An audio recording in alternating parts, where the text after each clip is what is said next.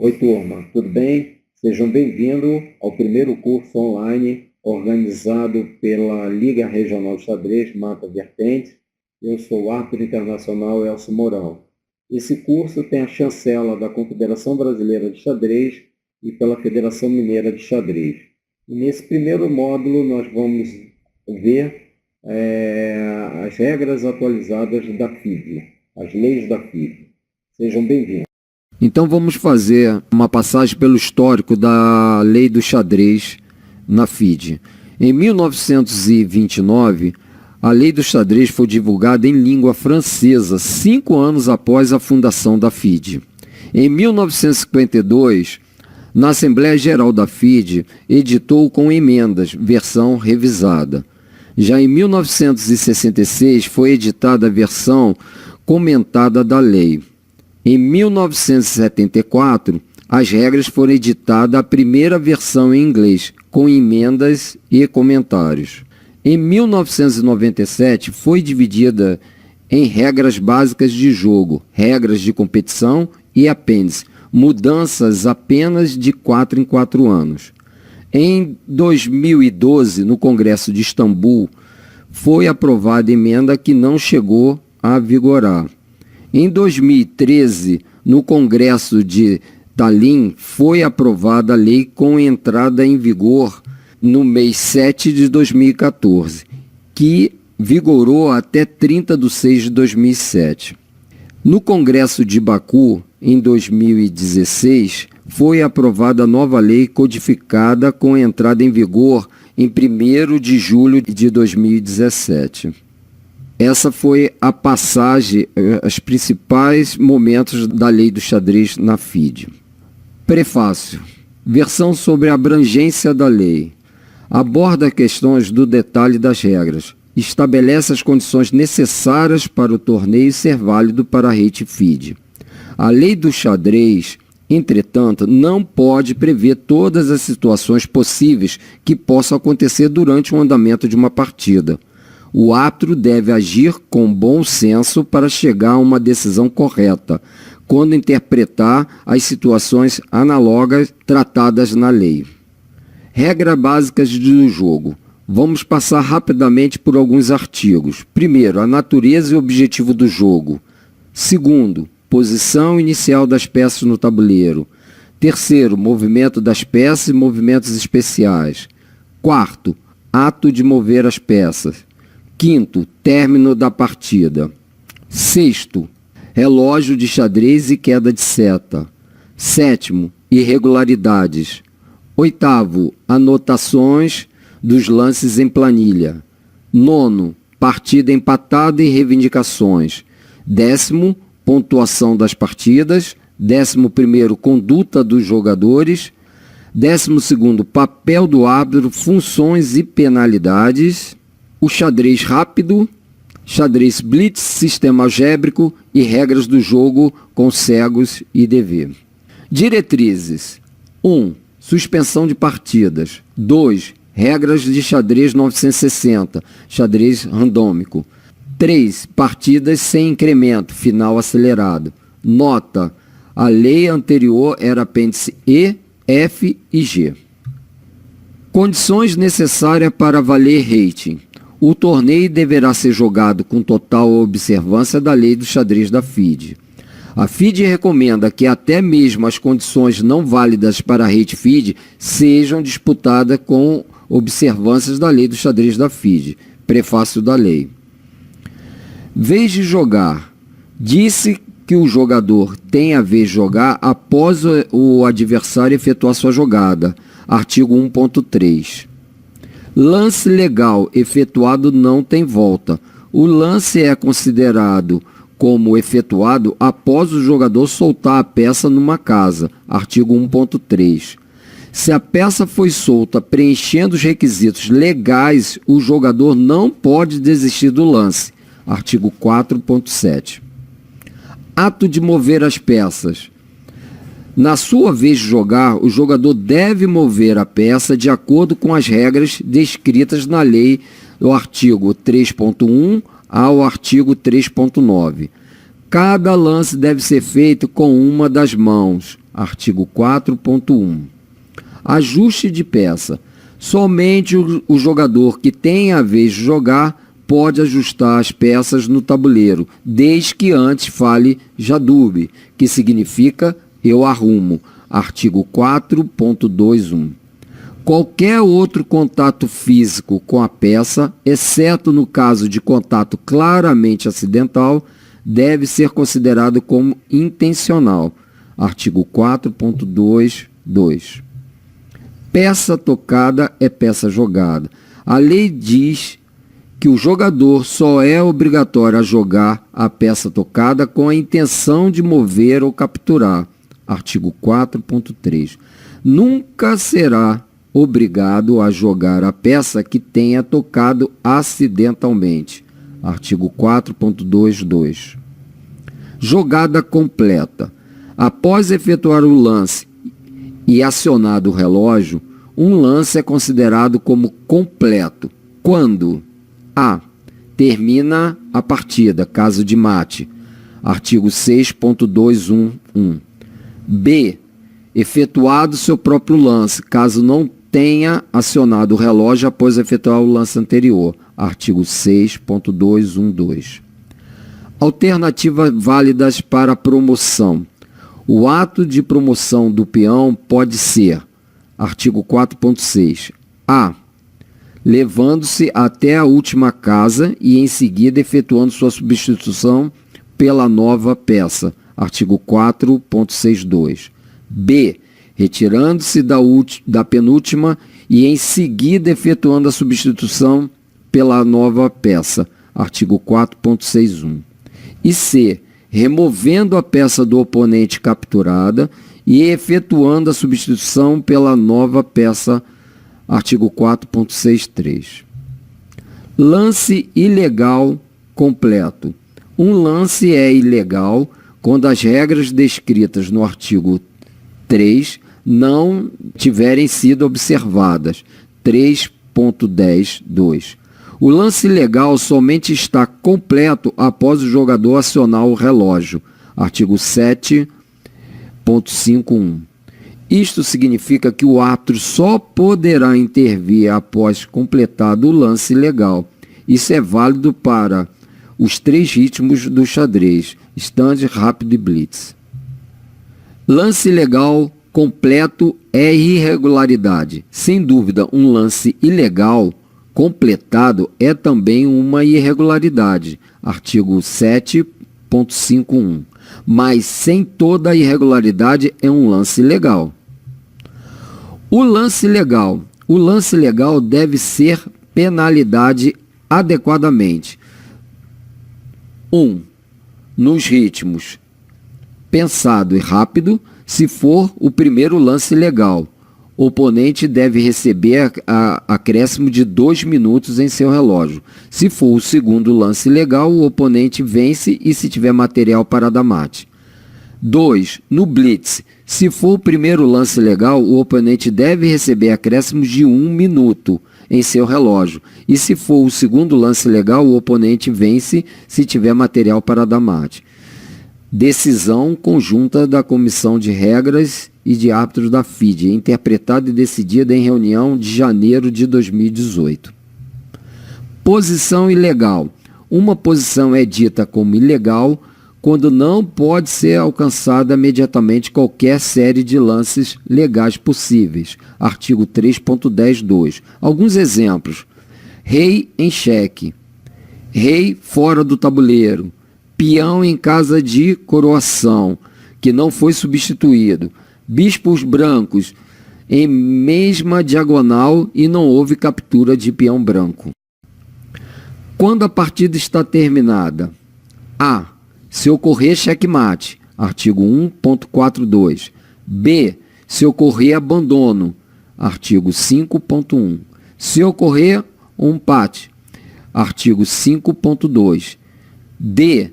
Se acusada a queda de seta, artigo 6.8. E. Por um acordo entre os jogadores, se feito o primeiro lance por ambos os jogadores, artigo 5.2. Quando a partida está terminada, F. por reivindicação de repetição de posição pela terceira vez. G. Se o árbitro decretar empate por repetição de posição pelo menos 5 vezes, ou regra dos 75 lances, artigo 9.6. H. Se algum dos jogadores tiver possibilidade de aplicar checkmate, posições mortas, 5.2. Uso do relógio. Antes do início da partida, cabe ao árbitro decidir onde o relógio é colocado, artigo 6.5. Deve ser acionado o relógio das brancas na hora determinada para o início da partida. Artigo 6.6. A mão que joga é a mesma mão que aciona o relógio. Artigo 6.2. Deve ser sempre permitido ao jogador acionar o pino do seu relógio após efetuar o lance. Artigo 6.2. Proibição. Não é permitido a um jogador acionar o relógio sem ter efetuado um lance. Artigo 7.8. Para a primeira violação dessas regras, o árbitro deve considerar lance ilegal e conceder 2 minutos de tempo extra ao oponente. Artigo 7.8. Para a segunda violação dessa regra, o árbitro deve declarar perda da partida para esse jogador. Entretanto, a partida está empatada se o oponente não tiver material para dar mate. Artigo 7.8. Continuando a proibição. Não é permitido a um jogador usar as 2 mãos para fazer um lance único, roque, captura ou promoção. Artigo 7.1. Para a primeira violação desse artigo 7.71, o árbitro deve dar 2 minutos de tempo extra ao oponente. Artigo 7.72. Para a segunda violação desse artigo, o árbitro deve declarar perda da partida para esse jogador. Entretanto, a partida está empatada se o oponente não tiver material para dar mate. Uso do relógio. Jogador que não possa acionar seu relógio ou anotar seus lances, o árbitro deve: A. Pode providenciar um assistente. B. Seu relógio poderá ser ajustado com um tempo diferenciado para quem pode anotar, exceto se for um jogador com deficiência visual. Artigo 6.2. Horário default e atraso. As regras da competição devem especificar previamente um horário de tolerância para atraso. Se não for especificado no regulamento o horário para atraso, então ele é igual a 0, tolerância 0. Quem chegar atrasado deve perder a partida, a menos que o árbitro decida de outra forma. Artigo 6.71.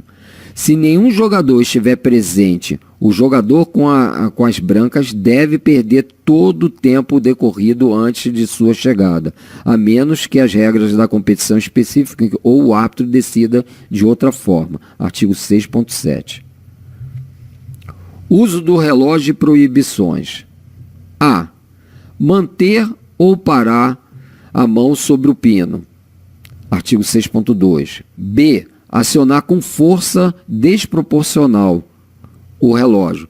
Artigo 6.2. C. Segurar ou derrubar o relógio. Artigo 6.2. D. Acionar o relógio sem fazer o lance. Artigo 7.8. E. Parar o relógio sem uma razão válida. Artigo 6.11. Uso inadequado deve ser penalizado. Artigo 12.9. Defeito e problema de regulagem do relógio. Deve ser substituído o relógio que apresente defeito evidente. Artigo 6.10. Problemas de regulagem devem ser corrigidos imediatamente. Artigo 6.10. O árbitro deve valer-se do bom senso quando ajustar os tempos. Artigo 6.10. Queda de seta. É considerada caída quando o árbitro acusa ou um dos jogadores faz uma reclamação válida. Artigo 6.8. Perderá a partida o jogador que não completar em seu tempo o número prescrito de lances. Artigo 6.9. Irregularidades do rei. Não é permitido: a. Deixar ou colocar o próprio rei sob ataque. Artigo 3.1. B. Capturar o rei. Configura lance ilegal também. Artigo 1.4. Decisão conjunta da Comissão de Regras e de Árbitros da FIDE, interpretação decidida em reunião de janeiro de 2018. Outras irregularidades. A. Se a posição inicial estiver incorreta, a partida é anulada e nova partida deve ser jogada. Artigo 7.2. Erro na colocação do tabuleiro, partida continua após transferência da posição para outro tabuleiro. Artigo 7.2. C. Iniciada com cores trocadas. Se menos de 10 lances forem efetuados, a partida deve ser jogada com as cores corretas. Após 10 lances, a partida deve continuar. Artigo 7.3. Irregularidades derrubando a peça. Se o jogador derruba uma ou mais peças, deve restabelecer a posição correta em seu tempo de jogo. Artigo 7.4. Se necessário, o jogador ou o adversário deve parar o relógio e pedir assistência do árbitro para intervir. Artigo 7.4. Irregularidades, lance ilegal. No primeiro lance ilegal completo, o árbitro deve: a. Parar o relógio caso esteja em movimento. B. Determinar o restabelecimento da posição imediata anterior à irregularidade. Artigo 7.5. C. Dar 2 minutos de tempo extra ao adversário. Artigo 7.53. D. Determinar a continuação da partida. No segundo lance ilegal completado, o jogador perderá a partida se o oponente tiver material para dar mate. Caso contrário, a partida estará empatada. Artigo 7.53. Irregularidades, abandono do peão na casa de coroação. Se o jogador move o peão até a casa de coroação, aciona o relógio, sem substituí-la pela nova peça, o lance é ilegal. Artigo 7.5. O peão só pode ser substituído por uma peça de mesma cor. Artigo 7.5.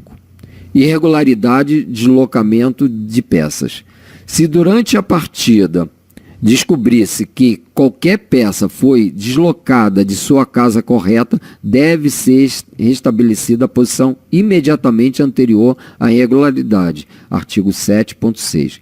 Se a posição anterior à irregularidade não pode ser determinada, a partida continua da última posição, identificavelmente antes da irregularidade. A partida, então, continua desta posição estabelecida. Artigo 7.6.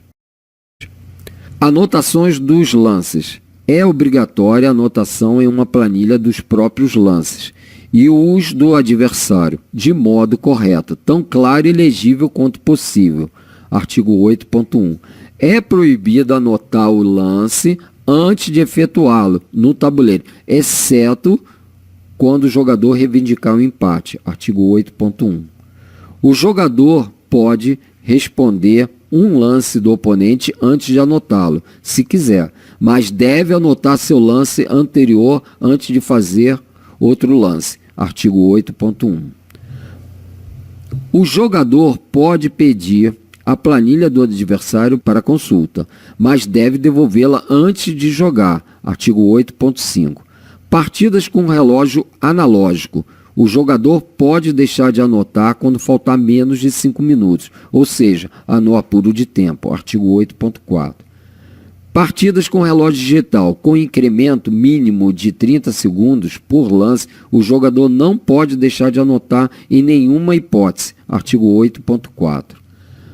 Imediatamente após a queda de uma das setas, o jogador deve atualizar a planilha. Artigo 8.5.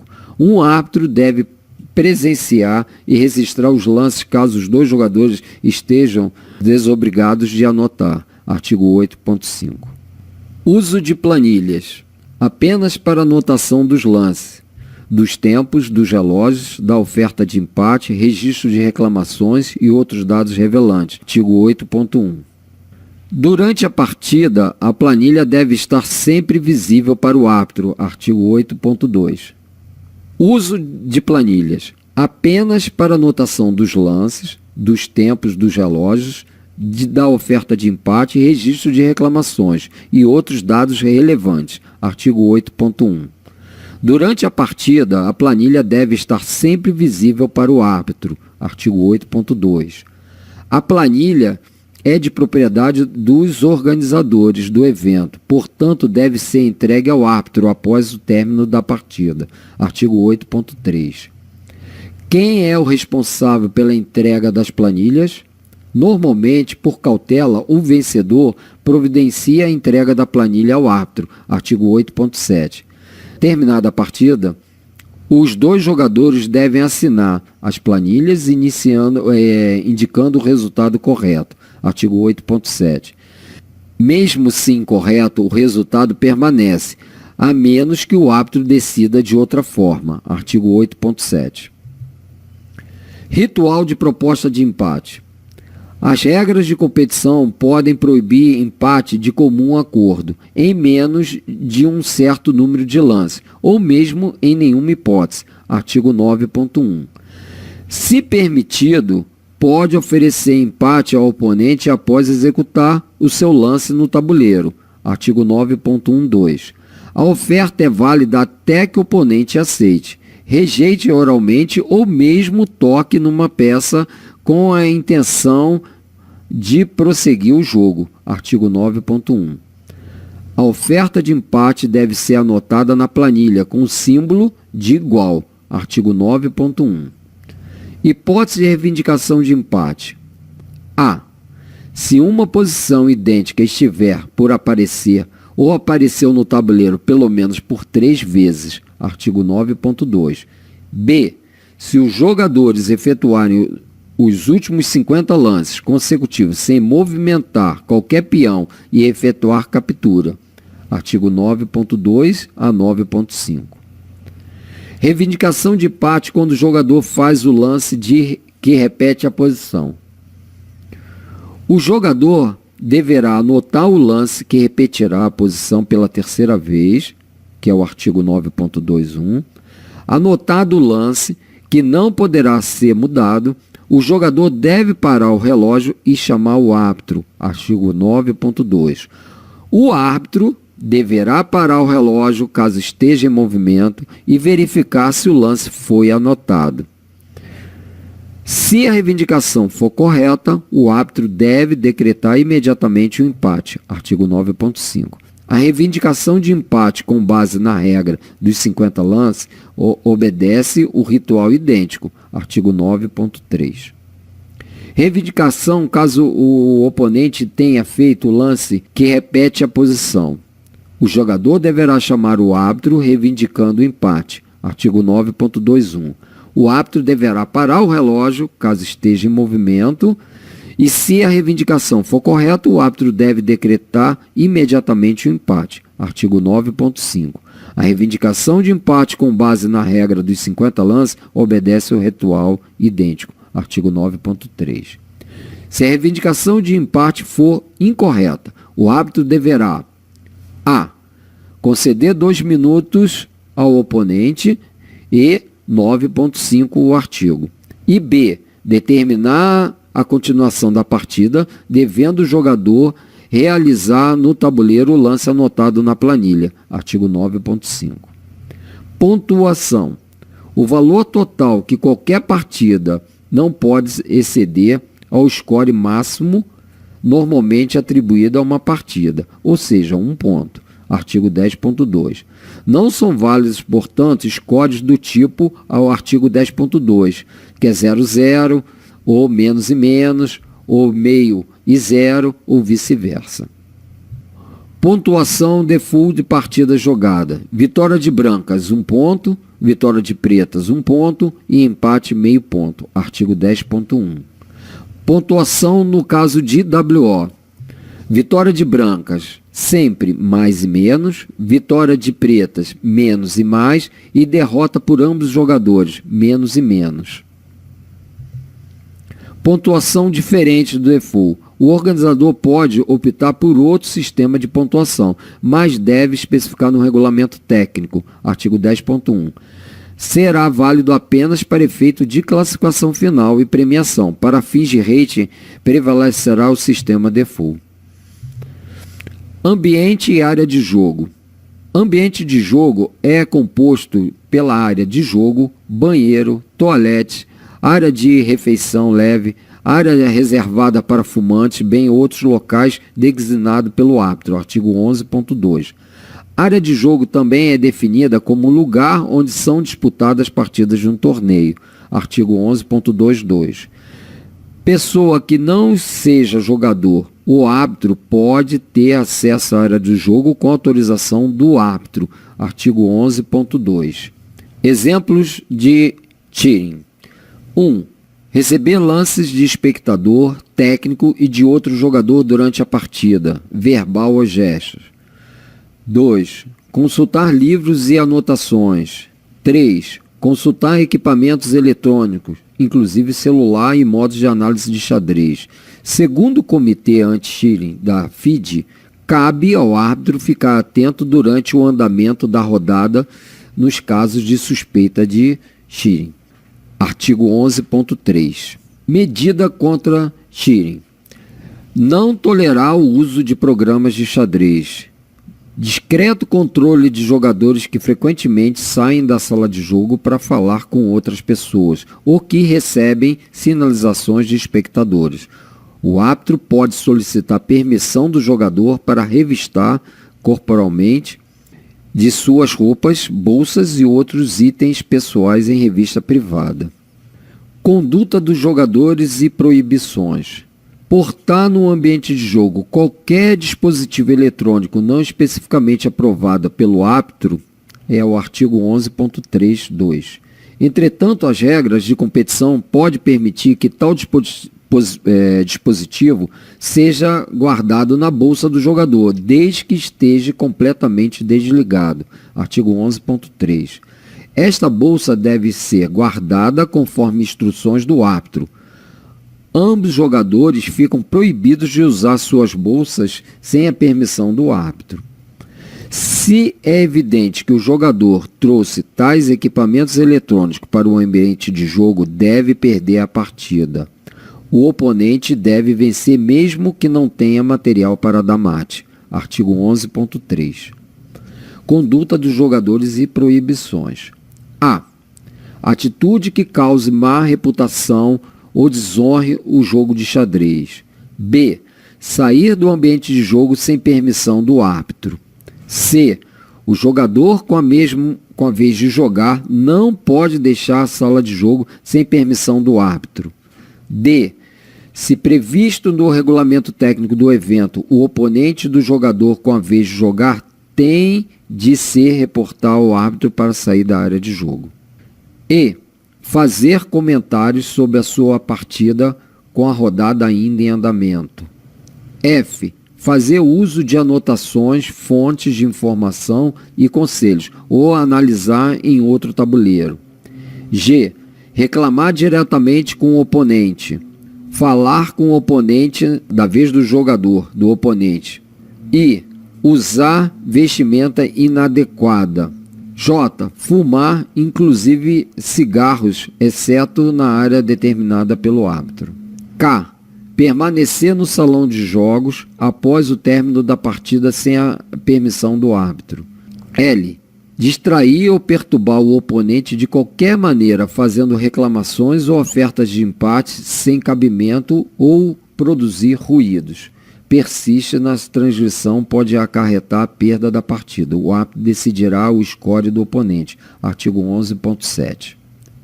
Tarefa dos jogadores. Os dois jogadores devem ajudar o árbitro em qualquer situação que exija reconstrução da partida, inclusive nas reclamações de empate.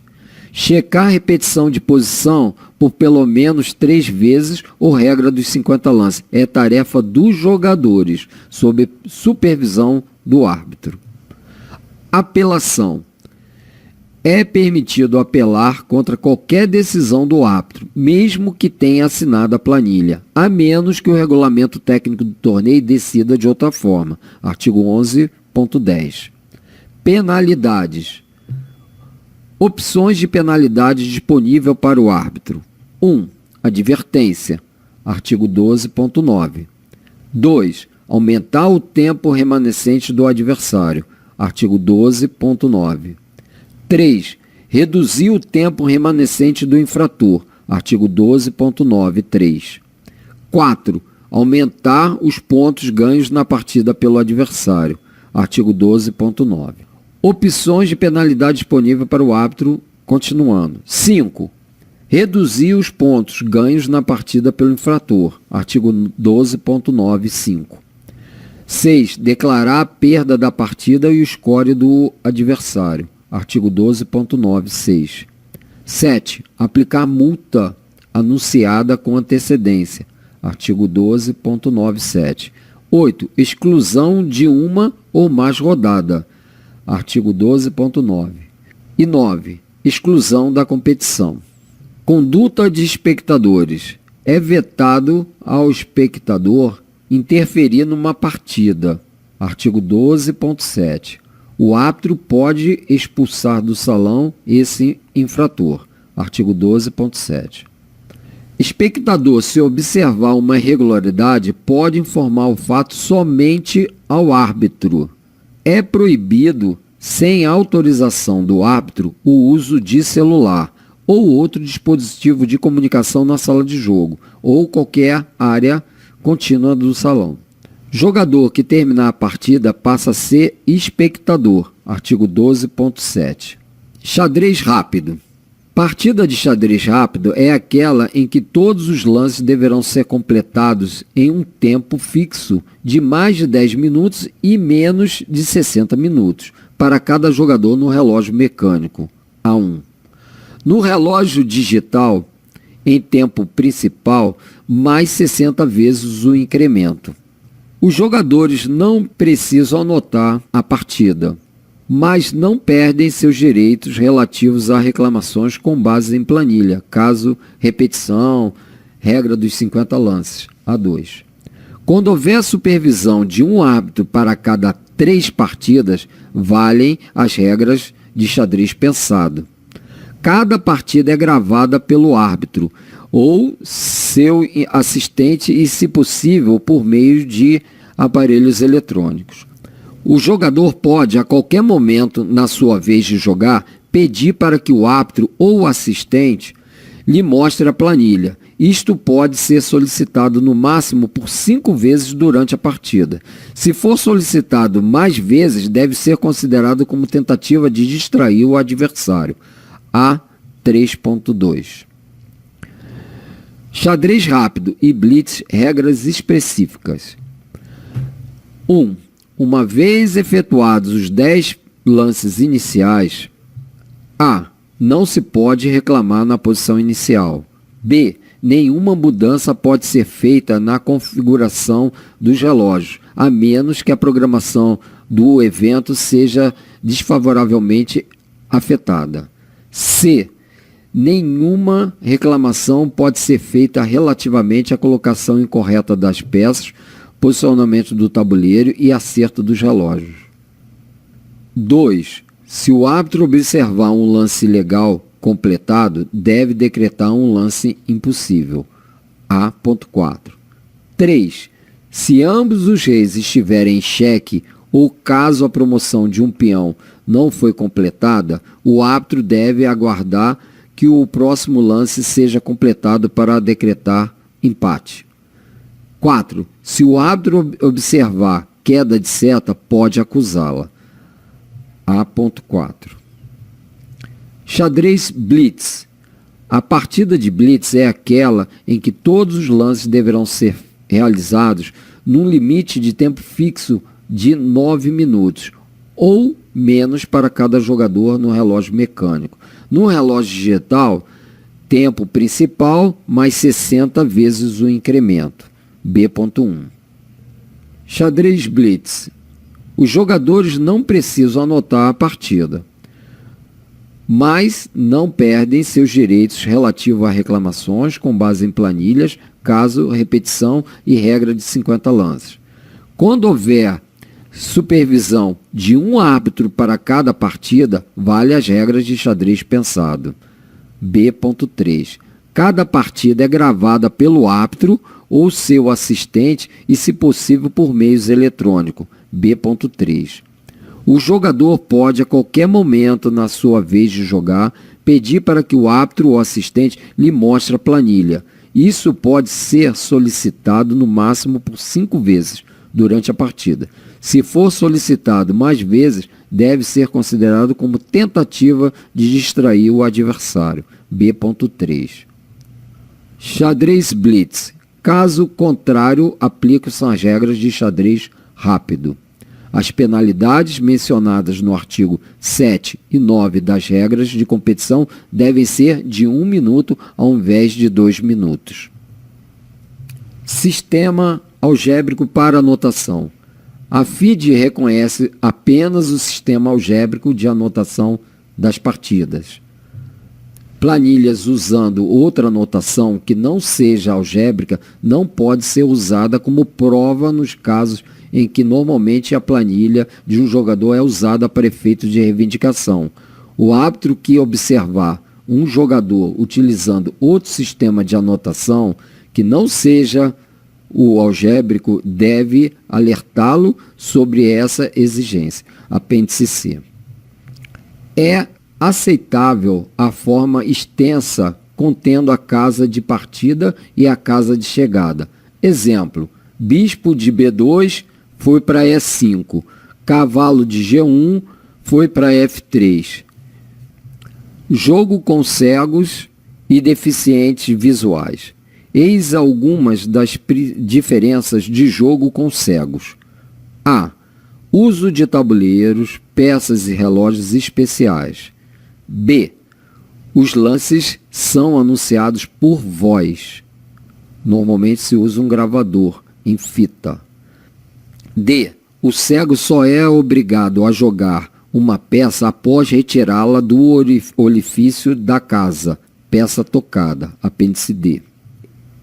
E. O lance somente está feito após ser anunciado. F. Há ritos especiais se houver posições diferentes. G. Qualquer engano no anúncio do lance poderá ser corrigido antes do acionamento do relógio. Apêndice D.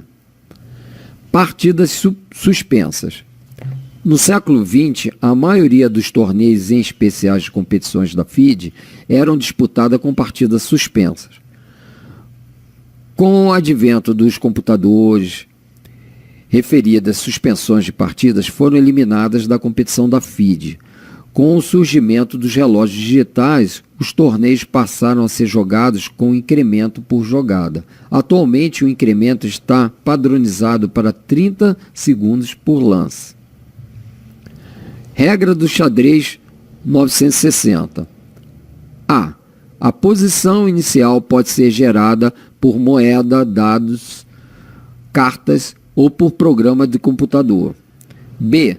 O rei é colocado em algum ponto entre as duas torres. C. Os bispos são colocados em casas de cores opostas. D. As peças pretas não são sorteadas, ficam colocadas exatamente na posição oposta das peças brancas. E. Há regras especiais para efetuar o roque. F. Em certas posições iniciais, o roque pode ser efetuado como o primeiro lance. Final acelerado. É a fase da partida em que todos os lances devem ser realizados num período finito de tempo. Antes do início do evento, deverá ser anunciado se as diretrizes deverão ser aplicadas ou não. Essas diretrizes deverão ser aplicadas só ao xadrez pensado e xadrez rápido, sem incremento, e não para o blitz. Idem para as regras de queda das duas setas. Adoção de regras usadas pela USCF. O jogador, com a vez de jogar, faltando menos de 2 minutos, pode solicitar a continuação da partida no modo delay, ou incremento extra de 5 segundos para os 2 jogadores. Se possível, o adversário pode então optar pelo empate.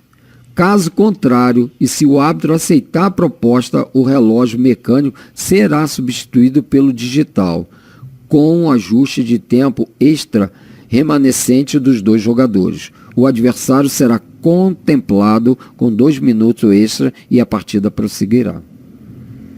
Reivindicação de empate.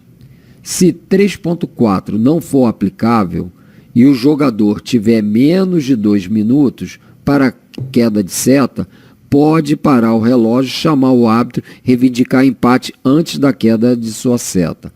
Pode reclamar baseado no fato de que seu oponente não pode vencer por meios normais ou que seu oponente não está fazendo esforço para vencer por meios normais.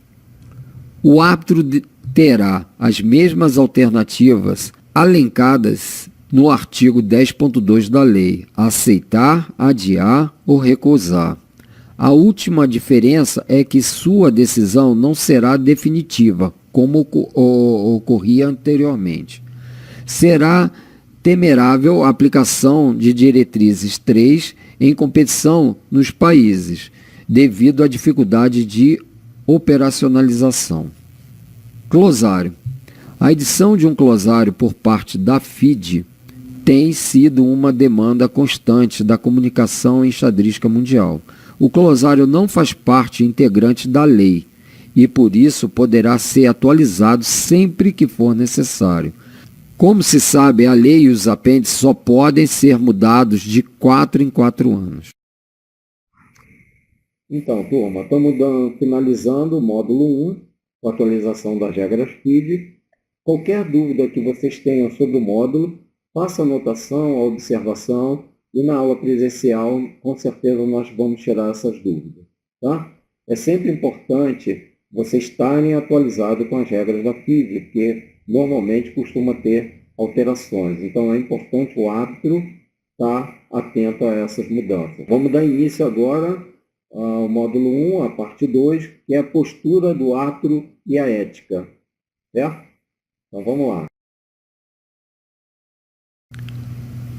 Postura do árbitro e princípios éticos. Papel do árbitro. O árbitro é o elo entre o organizador e os jogadores. Deve demonstrar responsabilidade em suas incumbências. Deve ter espírito de equipe e de colaboração com os demais árbitros. Deve supervisionar o congresso técnico. Deve consultar o superior se não se sentir em condição de tomar uma decisão importante na partida que esteja observando. Deve ter habilidade com os relógios eletrônicos. Não é aceitável que os jogadores fiquem aguardando por longo tempo enquanto o árbitro tenta configurar os relógios. Deveres antes da competição. O árbitro deve verificar se a sala de jogo cumpre os requisitos mínimos: iluminação, ventilação, ar-condicionado ou aquecimento, evitar ruídos, incidência de sol, mesas numeradas, cadeiras, corredores e local para espectadores, mesa para arbitragem, Wi-Fi, sistema de som com microfone, painéis para fixar emparceramento e resultados, tabuleiros, peças, relógios, planilha em quantidade suficiente. Verificar se o ambiente de jogo é conveniente.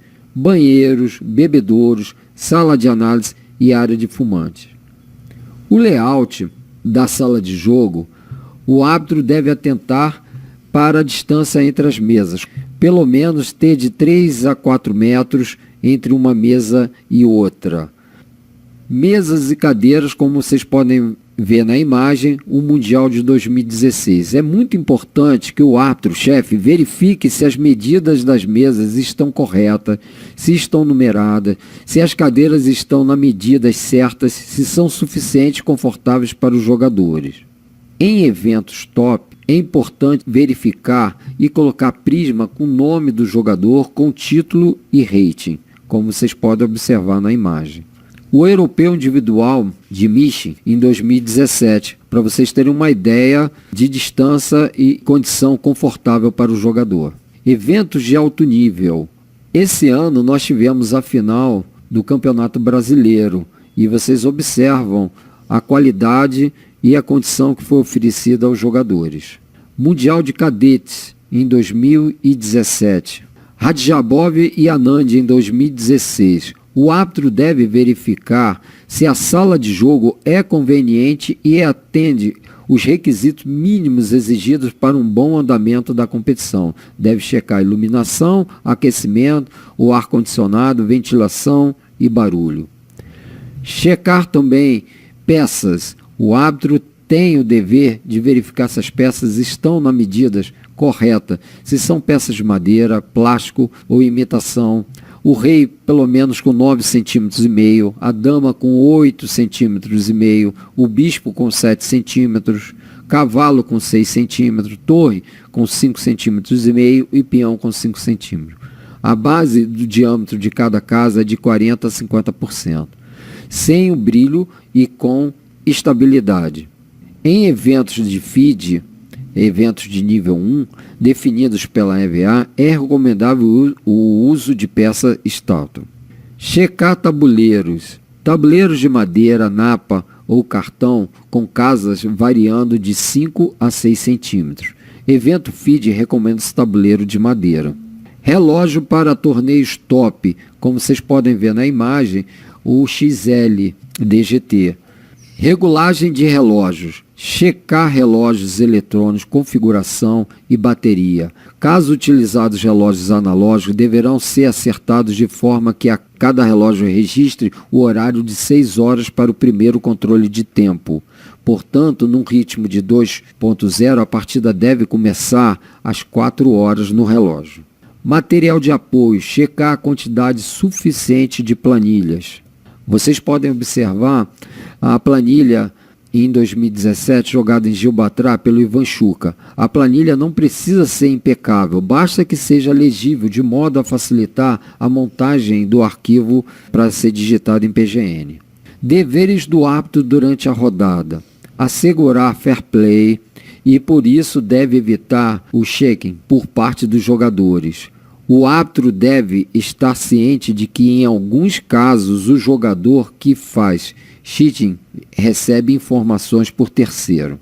O árbitro nunca deve tolerar o uso de programas de xadrez no local de jogo. Caso detecte um jogador ou espectador usando um programa de xadrez no local de jogo, deve informar imediatamente ao árbitro-chefe. Discreto controle dos jogadores que saírem com frequência da sala de jogo para contato com outros jogadores, espectadores e outras pessoas. O árbitro deve ficar atento. Deveres do árbitro durante a rodada. Não permitir que o jogador faça contato com o espectador, técnico e etc., falando ou recebendo sinalização. Análise qualquer partida sobre o outro tabuleiro. Porte celular, microcomputador com programa de xadrez ou módulo de análise. Tem acesso a livros, anotações ou qualquer outra fonte de informação. Análise de partidas pós-morte na sala de jogo. Registrar a partida não jogada, WO informando ao árbitro. Checar o bom funcionamento dos relógios a cada 30 minutos, bem como as planilhas e o número de lances. Divulgar os resultados no site, no Chess Results, após checar os resultados com as planilhas. Zelar pelo adequado silêncio e fiel observância da lei do xadrez. Que os jogadores não sejam perturbados. Pela não intervenção de espectadores na partida. Que todas as partidas sejam jogadas na sala de jogo conforme a programação. Observar as partidas em andamento, sobretudo nos apuros de tempo, acusando quedas de seta quando for o caso. Checar reclamações de jogadores, consultando o árbitro-chefe antes de tomar decisão. Checar o resultado nas duas planilhas, verificando se ambos estão assinadas pelos dois jogadores. O árbitro também deve intervir, parando, reiniciando os relógios somente nos casos previstos em lei. Designar assistentes para observar partidas se houver jogador em um apuro de tempo. Adotar medidas especiais com jogadores deficientes e com aqueles que necessitem de cuidados médicos. Fazer explanações sobre pontos específicos da lei se for solicitado pelo jogador. Recomendações especiais. Fazer cumprir as decisões que tenham tomado e impor penalidades aos jogadores se apropriado. 1. A penalidade mais comum é a advertência. 2. Concessão de tempo ao adversário do infrator pode ser aplicada nos casos de reincidência. 3. Retirar tempo do jogador não é muito comum, mas pode ser aplicado em casos de guerra de nervos, em apuros se parar o relógio sem motivo. 4. A perda de partida deve ser aplicada em casos bem graves: agressão, cheating, insubordinação. Ser ponderado nos apuros de tempo, o árbitro deve aguardar o momento propício para chamar a atenção de jogador que cometer faltas leves, tais como falar com o adversário fora do tempo de reflexão, acionar o relógio com peça capturada, balançar as pernas provocando leve tremor na mesa, fato não percebidos pelo adversário, porque sua ação poderá ser prejudicial e acabar quebrando a concentração do adversário. Deveres após o término de cada rodada. Checar os resultados lançados no Chess Result, comparando com as duas planilhas sob supervisão do árbitro-chefe ou adjunto. Preparar o salão para a próxima rodada, arrumando peças, planilhas e relógios. Na última rodada, preparar o salão para a cerimônia de encerramento e entrega de premiação. Deveres após o término da competição. Checagem final dos resultados para divulgação da classificação final. Supervisionar a entrega da premiação. Assinar os certificados de normas e providenciar a entrega aos interessados. Bem, estamos encerrando esse módulo, postura dos árbitros e os princípios éticos. Oi, turma. Vamos dar agora início aos tipos de torneio e seus desempates. Tipos de torneios e seus desempates. Vamos começar com o sistema suíço. Ele foi utilizado pela primeira vez em Zurique, na Suíça, em 1895. É o sistema mais usado em todo o mundo para torneios de xadrez. Flexível, muitos jogadores e poucas rodadas. Todos os jogadores jogam todas as rodadas, evitando-se eliminações antes do final. O Menes usa sistema holandês. Sistema Round Robin. Sistema criado por Richard Schuring em 1886. Trata-se de um torneio onde todos jogam contra todos. É o número de rodadas, o número de participantes, menos uma. Então, no exemplo, 10 participantes serão sempre 9 rodadas. É usada a tabela Berger, disponível na FIDE no Handbook C05. O Double Round Robin é o torneio que todos jogam contra todos em 2 turnos. Nos mundiais, por exemplo, de 2005 na Argentina e em 2007 no México, foram jogados no sistema Double Round Robin, com apenas 8 jogadores. Sistema Chevening é usado para torneios por equipe. Cada jogador da equipe A joga com os jogadores da equipe B. Por exemplo, o jogador 1 da equipe A joga com o jogador 1 da equipe B. E por aí vai. No sistema semi-chevening, os jogadores da primeira metade da equipe A enfrentam os da primeira metade do B. Idem para jogadores da segunda metade. Exemplo foi o match da Rússia contra o resto do mundo, em Belgrado em 1970 e em Londres em 1984. O placar foi resto do mundo, Rússia 20-0 para 19-0. Sistema de match individual. 2 jogadores jogam um número restrito de partida. Ambos devem ter rate feed. A FRS não registra match que figure jogadores UR.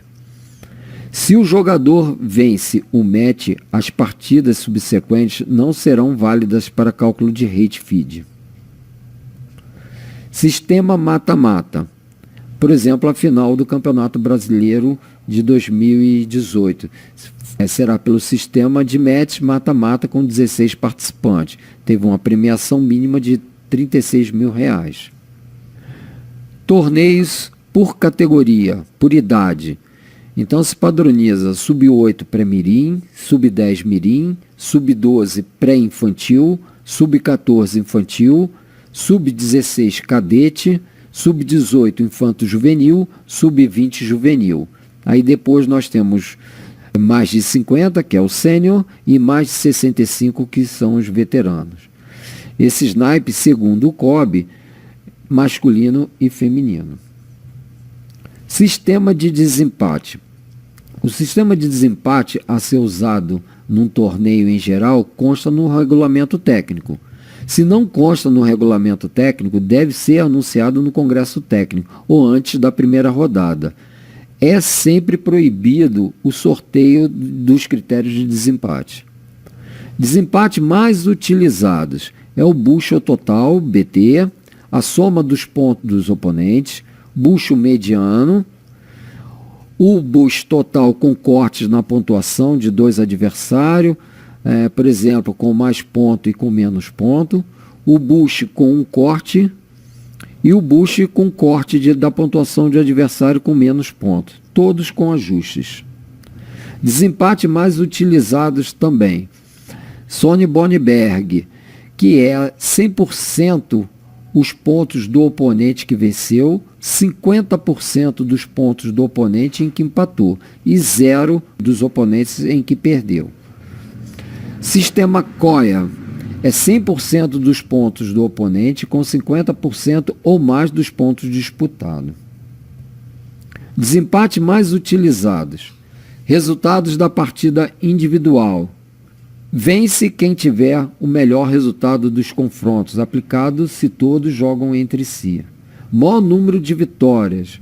Vence quem tiver vencido mais partidas. Mais partida jogada com as peças brancas e vence quem jogou com mais partida com as pretas.